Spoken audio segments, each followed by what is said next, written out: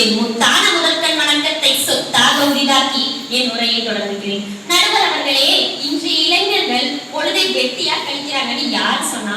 இந்த உலகத்துல இருக்க 99.9% மக்கள் வெற்றியை நோக்கி தான் ஓடிட்டு இருக்காங்க. நீங்க வேணும் நான் இங்க இருக்க யாரை வேணா எழுப்பி நீங்க என்ன ஆகணும்னு ஆசைப்படுறீங்கன்னு கேளுங்களேன். கண்டிப்பா அவங்க நான் இது ஆகணும்னு ஆசைப்பட்டேன், பெர்சன்டேஜ் பத்தல, நான் இது ஆகணும்னு ஆசைப்பட்டேன், காலேஜ் கிடைக்கல அப்படின்னு தான் சொல்லுவாங்க. ஆனா யாருமே எனக்கு ட்ரீம்ஸ்லாம் எதுவும் இல்லை, நான் ஜாலியா இருக்கதான் ஆசைப்படுறேன்னு யாரும் சொல்ல மாட்டாங்க.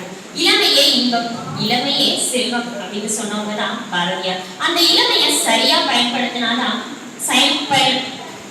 பயன்படுத்தினா அதுவே மனித வாழ்க்கையின் மிகப்பெரிய வெற்றிக்கான அடித்தளமாகிறது. இன்றைய இளைஞர்கள் காலத்தை வீணாக்காம ஒவ்வொரு நொடியையும் ஒரு வாய்ப்பா மாற்றிக்கொள்ளும் திறனை கொண்டவங்க. பொழுதுபோக்கு அப்படின்ற பேர்ல காலத்தை கழிப்பதற்கு பதிலாக படிப்பு, திறன் வளர்ச்சி, தொழில்நுட்ப அறிவு, சமூக சிந்தனை ஆகியவற்றில் ஈடுபட்டு தங்களுடைய எதிர்காலத்தை வடிவமைக்கிறாங்க. பொழுத வெறும் ஓய்வா மட்டும் அல்லாம முதலீடாக மாற்றுகிறார்கள். அவர்களோட முயற்சியும் தன்னம்பிக்கையும் தான் நாளைய சமூகத்தோட பெருமை. தமிழ்நாடு அறிவு, உழைப்பு, தன்னம்பிக்கை ஆகியவற்றோட மண்ணாக விளங்குகிறது. இந்த மண்ணில் பிறந்த இளைஞர்கள் தங்கள் முயற்சியாலும் திறமையாலும் வாழ்க்கையின் பல்வேறு துறைகளில் வெற்றி பெற்று வருகின்றனர்.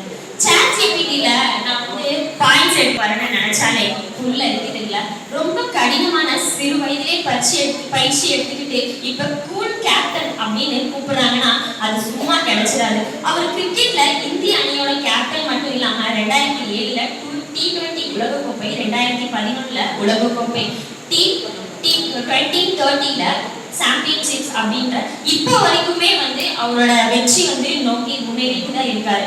அதே மாதிரி அபினவ் பிந்த்ரா இந்தியாவோட துப்பாக்கி சுடுதல் வீரர், முதல் தனிநபர் ஒலிம்பிக் தங்க பதக்கத்தை பெற்ற வீரர். பல ஆண்டுகளா கடுமையான பயிற்சி, மன உறுதி, கவனம் ஆகியவற்றால் அவர் இந்த உயரத்தை அடைந்தார். 2004 ஆண்டு ஏதென்ஸ்